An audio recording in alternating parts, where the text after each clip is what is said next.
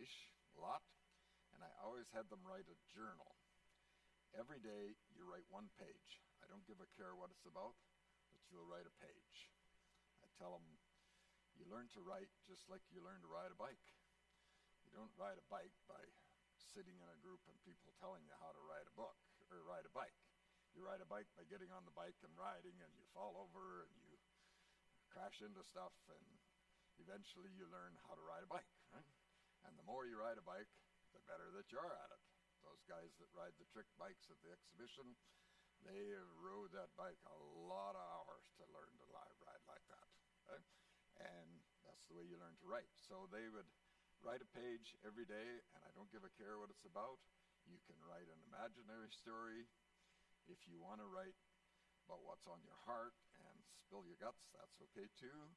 I'll keep that confidential for you, but you can, well, usually they would slip into writing about themselves, and they would write about family, and they would write about their sweethearts, and especially in adult education, they would write about a lot of their hurts, things that had happened to them along the way, horror stories, just terrible, terrible stuff. And some of the hurts that they had, but also some wonderful stuff, and how much they were in love, and how wonderful it was to have the family that they had, some of them. What a great variety, right? Because family can do that to us. Family can be the most wonderful experience, or family can be the most hurtful experience, and family can hurt us the worst. When somebody that we love tells us something, then if it's positive, that means so much, but if it's negative, it hurts the worst. If it's somebody you don't like anyway, and you know they don't like you, it really just kind of bounces off, but not when it's family. And so family is so very, very important. It can be so special, but it can also be so hurtful. In 2006, I had a Filipino friend who had come to Canada and married a guy who had piles of money. And then he got cancer and died, and she landed up with the money. He knew that she spent it pretty freely, so he had written in the will to all kinds of ways to keep her from spending it all in the first year, but she still managed to get quite a bit of it and had this money. So she wanted me to go to the Philippines and preach to people.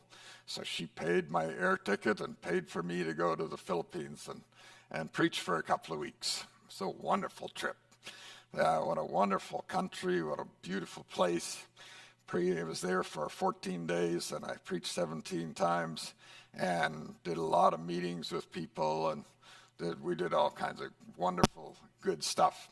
But this one camp that we went to, I had a friend that was kind of taking me around to different places. And this one camp we went to, we got there about 2 o'clock in the afternoon, and they were already planning church for that night. And they had a speaker at 7, and then they were going to sing for a while, and then they had another speaker about 8:30, and I was already on the schedule. I saw it there, but they came to me and said, "We'd like for you to preach tonight." She already got 2. "Well, we'll have a third one." I said, "Like when?" "Well, after those 2. I said, "Oh, okay, what would you like?" "We'd like for you to talk about family." I didn't have any notes or anything about family with me. And I thought, oh my goodness, what am I going to do? So anyway, I started preaching about 11 o'clock that night. And so during the other ones, I wasn't concentrating as much as I should have. I was kind of thinking about what I would do. I thought, I'll just tell them about my family. And so that's some of the things that I did. But family is such a special thing. And families, as we talk about this morning, some of you are going to say, "Oh my goodness, that's not what my family's like. That's not the family I grew up in, and that's not what my family is like now." Please understand, we always preach the ideal. That's not the most of us, our life is not ideal. Sometimes you hear the expression, you need to practice what you preach. I remember a speaker one time saying, preachers should never practice what they preach. You're always preaching better than you're practicing. So please don't ever give that to me. I don't practice everything that I preach, okay? And families, we preach perfect family. We totally understand yours is not that way. But we also want to encourage you, both with your physical family and with your spiritual family, to try to be that way, right? So that's a little disclaimer there at the start for you. But I want to suggest 3 things this morning, or 3 family principles that might be useful and encouraging to you. So one thing is that I would encourage you, families are about function over form. There are functions for families, and lots of our families take different forms. Some of this stuff I'm going to talk about on the January sermon that I gave to you before from Tim Woodruff in his book, The Church That Flies, and that's what he's talking about, is the difference between function and form. And quite often we get mixed up between function and form. Let me illustrate to you what I mean by function, what Tim Woodruff means, and what I mean by function and form. We have 13 grandchildren. If we were in a fire, you know the traditional story, if you're in a fire and you can only grab one thing, what would you take? I love all of my grandchildren dearly, but if there was 13 of them and I could only, this isn't online, is it? No. He is the most special boy you ever saw. His name's Connor, and they were out in our backyard. We were around a barbecue, around the campfire, and we were going to pray for supper. Connor had his special hat on, so we prayed, and then I went to explain to Connor that when we were praying, he should take his hat off. He looked at me like, which planet did you come from, Grandpa? Where Connor is the most believing, committed Christian boy, committed his life to Jesus already, been baptized. He is the most amazing boy. He absolutely meant nothing by having his hat on. He just looked at me like, what on earth are you talking about, Grandpa? Fortunately, my son, his father, came over to him and said, Grandpa's age group thinks that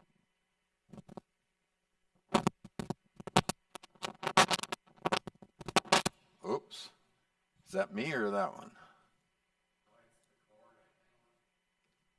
Okay, do I need to, if it keeps going, I'll get the other mic. Okay, but I don't want you to miss this. I was focusing on form. It had absolutely nothing to do with function. When people wear their hats, it is absolutely nothing meant disrespectful. I told this story a couple of years ago in a sermon. 5-year-old boy, later in the week, was with his mother, and his mother was trying to make him do the dishes this way, dry them this way, and stack them this way, and do everything just the way that she wanted. And the 5-year-old boy said to his mother, I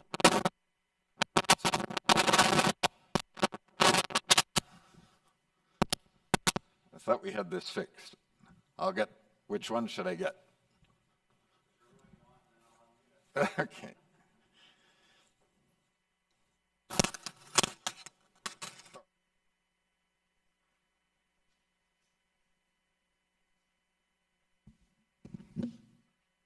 Good? There we go. All right, that'll be better. So, back to form and function. This 5-year-old boy said to his mother, Mother, that's all about form. It has nothing to do with function. If a 5-year-old boy can get it, you can get it, right? We're going to enjoy communion here in a little bit. One of the saddest things is people get mixed up with form and function. What's the function of communion? Function is that we remember Jesus, we recommit our life, we proclaim. Sometime in the new year we'll give you a sermon on communion just to remind us of the function of it. But people have had more fights about the form. I grew up in a church where communion got passed with everybody, and right when it came by, you took it right away. Then I got to Mooseman Baptist Church. They wait with it like you do, and everybody takes it together. First time that I saw that, I went back to the group that I grew up in, and I got them to do that, and they had a fit. Who do you think you are telling me how to do communion? I take it when it goes by, and that's what I'm going to do. See, that's fighting about form. I want to ask you to promise God, promise each other, promise yourself. Are you ready for this? Promise. You will be concerned about function, but you will never argue and fight about form. Is that hard? It's terrible hard, because culture is all about form, and we get used to so many things. And so I'm trying to straighten out my grandson about hats, and I had a little chat with myself, and I said, you know what? Hats don't make a bit of difference to whether you have respect or not. You know what? Form does not make a bit of difference to function of communion, and we could give you hundreds of examples, because church fights are just about always over form. And I want to encourage you to think about that. Think about function and form. Families are about function. My wife and I had 3 children born to us. Told you I would tell you some about our family and you would understand us a little better. We had 3 children born to us, and then we decided that we should try make the world a better place. And so we adopted a little girl. And we'd have 2 boys and 2 girls. Perfect family, right? Only problem was we knew nothing about adoption, knew nothing about attachment disorders, knew nothing about fetal alcohol syndrome, knew nothing about any of those things. And we just thought if we hug and love and feed and clothe, everything will be fine. If you know anything about families that have tried adoption, sometimes it works pretty good, but most of the time it's pretty challenging. And we've had lots of challenges with that. And so the function and the form often got mixed up, and to my chagrin, sometimes I was insisting on form when I should have been focusing way more on function.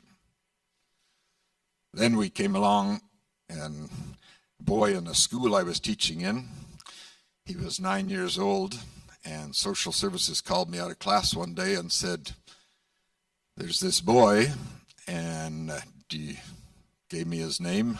I said, oh yeah, I know him. It's a little school. We know everybody in school. And said, he needs a home. I said, yeah, he sure does. And they said, well, somebody has recommended yours. I said, oh my goodness, I already got 4 kids, and I am loaded to the hilt. Well, could we at least talk about it? Long story, but Jason landed up living with us. So we had a foster son. Not real true to form, right? A little complicated. They filled in the holes in the ages, so right now they are 44, 45, 46, 47, and 48. When they were 13 to 17, I thought I was going to die. But if you got teenagers, let me encourage you, this too will pass. But that's because form and function get all mixed up. But I want to encourage you with your physical family, and especially with our church family together, that you focus on function and try to never, never, never fight about form. because how we pass communion really doesn't make a difference.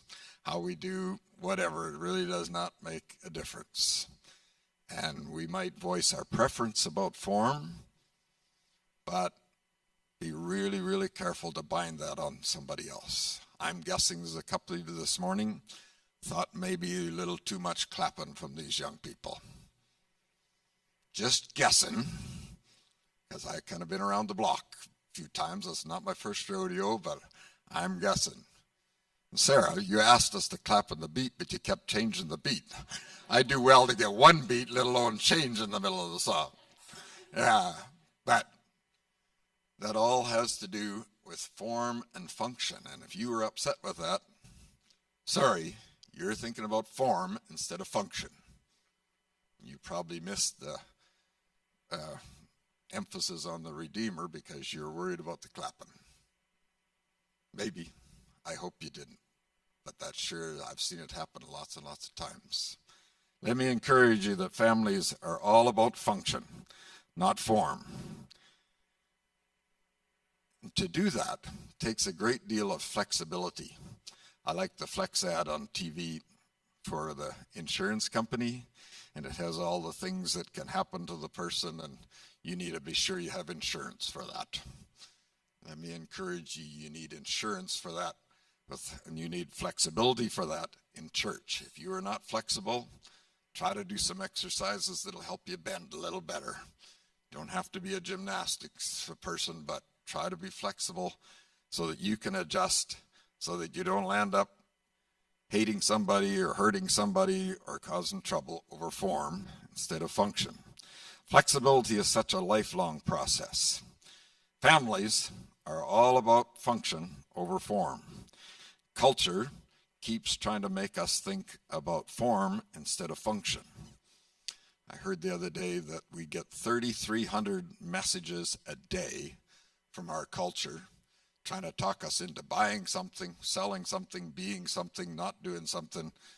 3,300 messages a day that are pulling at your heart and your mind to try to get you to do different stuff, to mess you up, to get you thinking about form instead of function.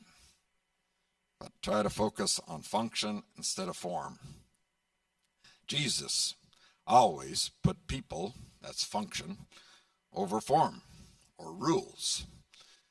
John chapter 8, the story of the woman brought in adultery.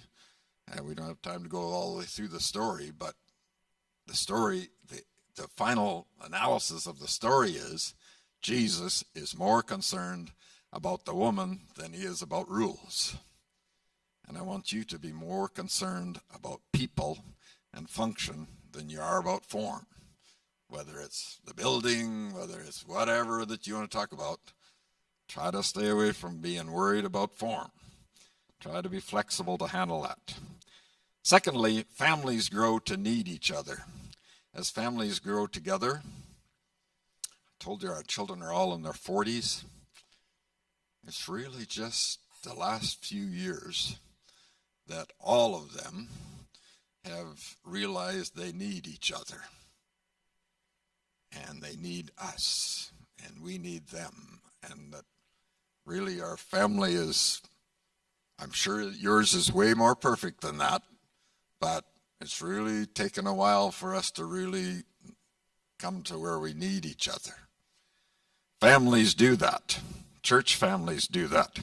Pioneer families, when they were coming to this world of ours in this area, did this so much better because they recognized that they need each other. Today, that's lost because they don't need each other. We're all so rich and independent and got everything that we need, and I really don't need you. If you get mad at me and I get mad at you, I don't need you. So you just go do your thing on your side of town, and I'll do my thing on my side of town, and we won't look at each other when we're at the grocery store, and I really don't need you. That's the way our culture, that's the way our world is in 2021 in Landsberg, right? That's just where the way things have happened.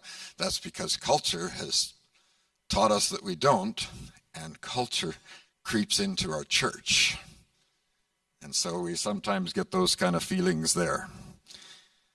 When my family that I grew up in, we grew up, and my parents came through the 1930s. They got married in 1937 with absolutely not a penny. Chopped down logs out of the bush, built a little shack with poles on the roof and straw on top of the poles. My mother said it rained in the house for 4 days after it quit raining outside. My 3 oldest siblings were born in there. My father was a wonderful, wonderful man, but he was not a farmer, and he didn't see too many sunrises in the morning. Let's just say it that way. My mother, on the other hand, tried to carry the whole thing for us, preached to us that women should be submissive and not the leader in the home, but if she hadn't been, we'd likely all starve to death. So we grew up poor. We grew up milking cows. That's what poor people do. I don't know a soul today that milks a cow on a farm. That's not a dairy farm, because people aren't poor today. You can't understand it. You young people, my grandchildren say, what on earth are you talking about? But that's the way we were. We didn't have anything, and we learned to work because we knew we milked the cows this week, so we'd have a cream check the next week, so we'd have groceries the next week. That's the way we grew up. And boy, there was no doubt about working together, because a couple weeks you'd be hungry if you didn't. And we just knew that.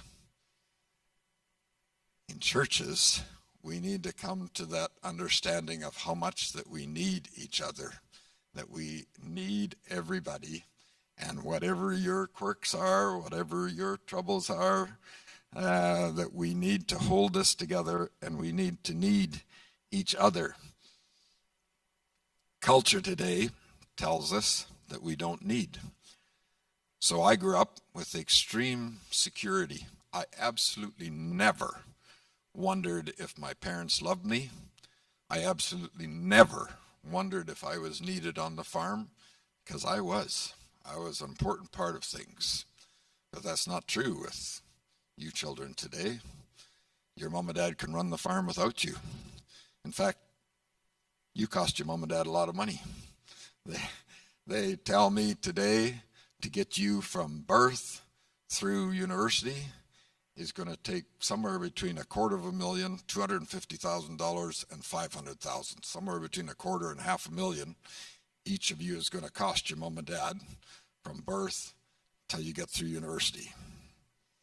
You are a cost. You are not needed.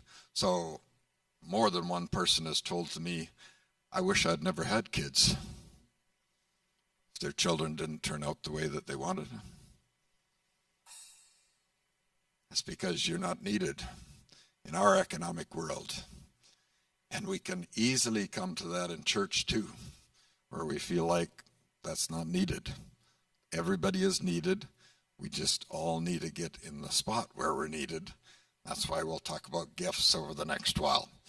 So I want to encourage you that everybody is needed. If we're going to get the work of the church done, what Jesus wants us to get done, we're all needed. James 1:27 says, the work of the church is to care for widows and orphans and to keep from being polluted by the world.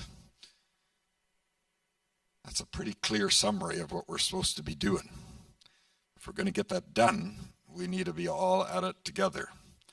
John 13 talks about washing feet. I told you one of the churches that I did this with is a little Mennonite church in Treesbank, just south of Brandon, about half an hour. Treesbank Community Church. I went there, I had no idea what they believed or what it was about, and so I started reading through their stuff, and they had 3 basic pillars. They said one is baptism, one is communion, and one is foot washing. So I was having breakfast with the leaders, and I said, so I've read in your stuff that those are the big 3. That's your core values, that's your function, that's what matters. So I said, When did you last have sermons or lessons or things about baptism? Oh, that'd be 3 or 4 years ago. We had some baptisms down by the river. Can't just remember exactly when that was. So I said, okay, we probably should be doing some sermons. Yeah, we should do that. I said, so how about communion? When did you? Oh man, I guess that would be a year ago at Easter. I said, well, your Constitution says you should do it at least 4 times a year. Could we? Yeah, we should get that revived and going. I said, so how about foot washing? The one leader said, oh man, it's been 35 years ago that we did that. I said, it's in your Constitution as one of your 3 functions. One of the other leaders said, oh, it wouldn't be that long ago, it may be 30 years ago. I said, well, if we're talking 30 years ago, we won't argue over 5 years in here. And I said, do you want to get that revived? I said, I've never, baptism and communion, I can do that, but I've never done foot washing. I said, but I'm pretty flexible. I've worked hard at being flexible. I can gear myself up for that. Yeah, we should do that. We did that twice with that church. If you've never done that, I want to encourage you to stretch your flexibility and think about it. Both the person having their feet washed and the person kneeling to wash the other person's feet. It is not about they lived in a different land in the desert and they had dirty feet. That's not what it's about. Don't let anybody give you that trash. It is not about that. It is about being humble. It's about having somebody serve you. It's about accepting something from somebody else. It's about you bowing on your knees, bowing to the other person. It's a wonderful way to bring about reconciliation. I want you to think about that. I'm not suggesting we do it next Sunday, but I am suggesting that you think about that. Individually or collectively, that is a very powerful thing. Matthew 18, Jesus affirms children. That's what we should be doing too. Mark 14, verse 8, the woman brings the ointment and pours it on Jesus' feet, and Jesus' summary is, she did what she could. And I propose to you that your function is to do what you can. And so when people are remembering your life, or when they're talking about you, they will say, Deb did what she could. And that's the function. So you need to have that as your function, to do what you can. Families are inclusively outreaching. That's the last thing I want to emphasize to you. We lived on the farm poor, as I told you, growing up. Most of the time we didn't even have a car that would run. We had horses. Anything within range that I could ride to, I could do. We could get over to the neighbors and watch TV and watch my Montreal Canadiens win 6 Stanley Cups in a row. Oh, it's beautiful. Don't do that anymore. But I could do that because I could. I know. Don't rub it in. But we could get there on the horse, but we couldn't get there in the car. But whenever anybody came to see us, oh man, that was special. When rich aunt and uncles came to see us, it was special to have somebody in. They were welcome in our house. Anytime, anybody that came along, needy, not needy, whatever, they were welcome, because my mother and my father both taught us to be very inclusively outreaching. So between me and my 3 brothers, we have adopted 4 different children into my mom and dad's grandchildren.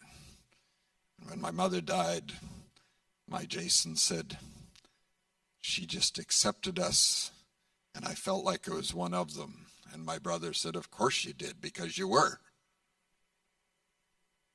And I want to encourage you that families, physically and spiritually, are inclusively outreaching. We're trying to reach everybody that wants to be part of that. We're not trying to crowd people in that don't want to be, but we want to include everybody who wants to be. Adoptions, fostering, handicaps.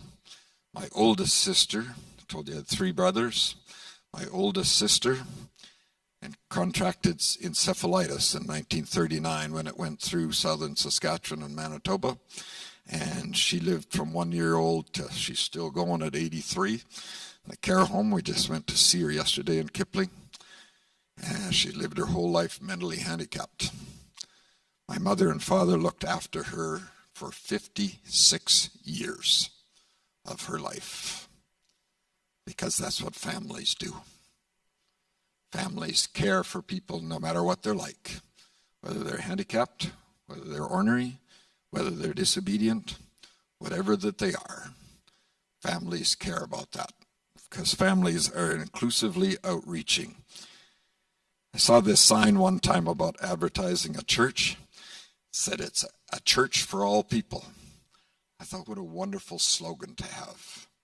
That's what I want to be part of, is a church for all people. Every color, doesn't matter what color they are, doesn't matter what education they have, doesn't matter,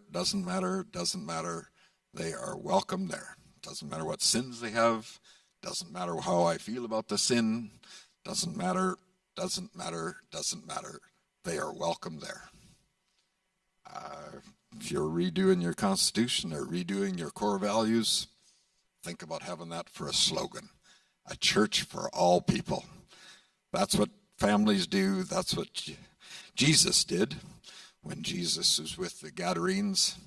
I used to wonder, what on earth would these Jewish, the spirits get cast into the pigs, and I used to wonder, what on earth are these Jewish people doing having pigs anyway? No wonder he put them into the sea. The Jews shouldn't have them. He wasn't in Jewish territory. He was in Gentile territory on the east side of Galilee with the Gadarenes. Jesus spent a whole bunch of his life in Syria, in Tyre and Sidon, whole bunches of places. A lot of his life spent outside of being with the Jewish people. That's not how I grew up being taught, but that's what Jesus did, because Jesus was inclusively outreaching. And so when he comes to the end, he has to tell his disciples at the end of Matthew, and that's your reading for this morning. Then the 11 disciples went to Galilee, to the mountain where Jesus had told them to go. When they saw him, they worshipped him, but some doubted.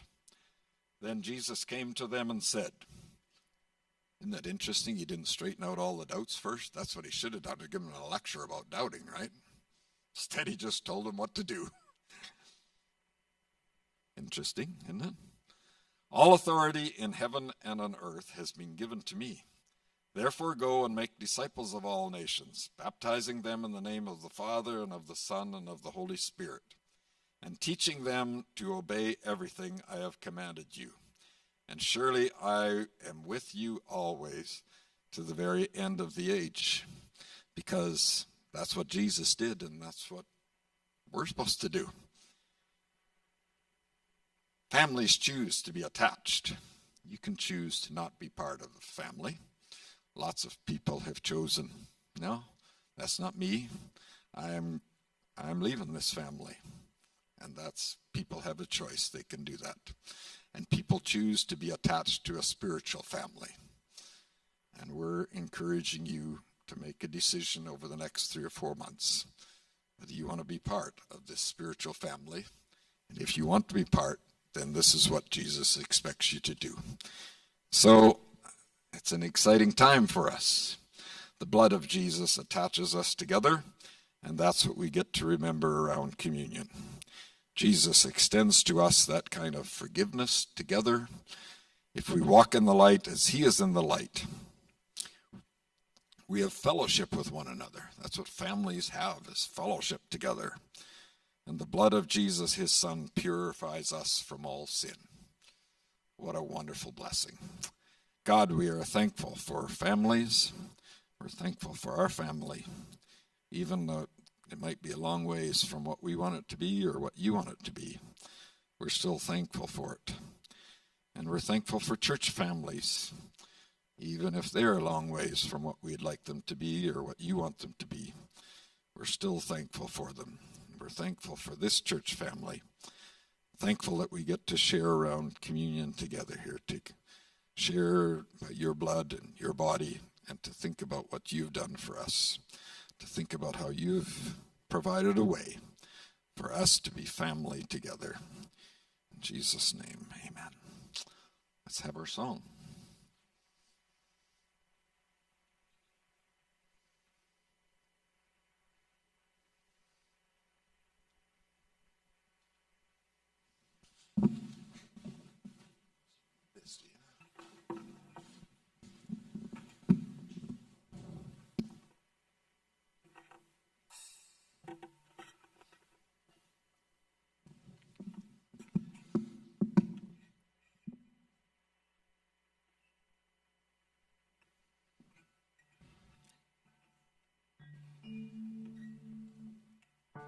You guys can rise.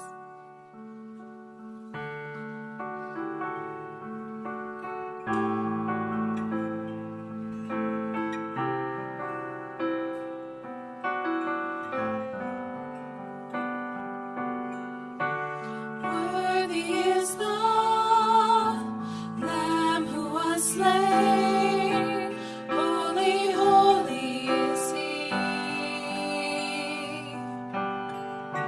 Sing a new song to Him who sits on heaven's mercy seat. Holy, holy, holy is the Lord God Almighty, who was and is to come. With all creation I sing praise to the King of Kings. You are my everything, and I will adore you.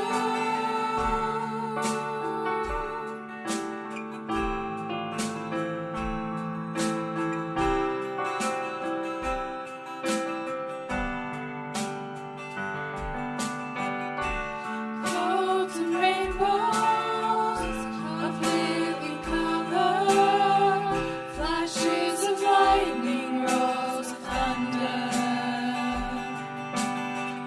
Blessing and honor, strength and glory and power be to you, the only wise King.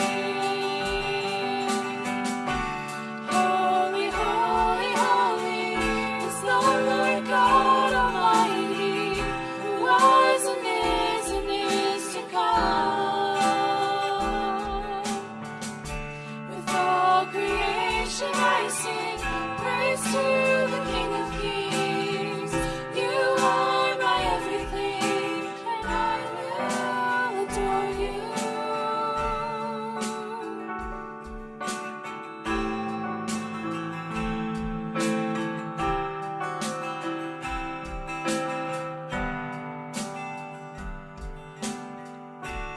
Filled with wonder, awestruck wonder, at the mention of your name. Jesus, your name is power, breath and living water, such a marvelous mystery.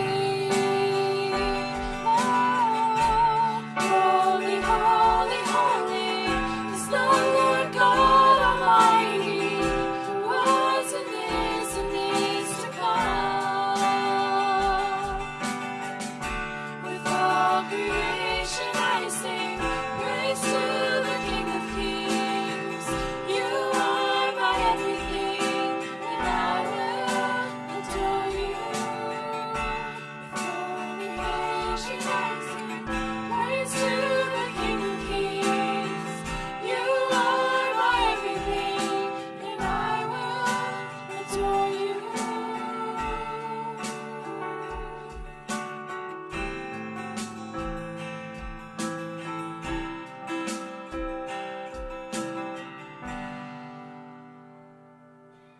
Thank you. You may be seated.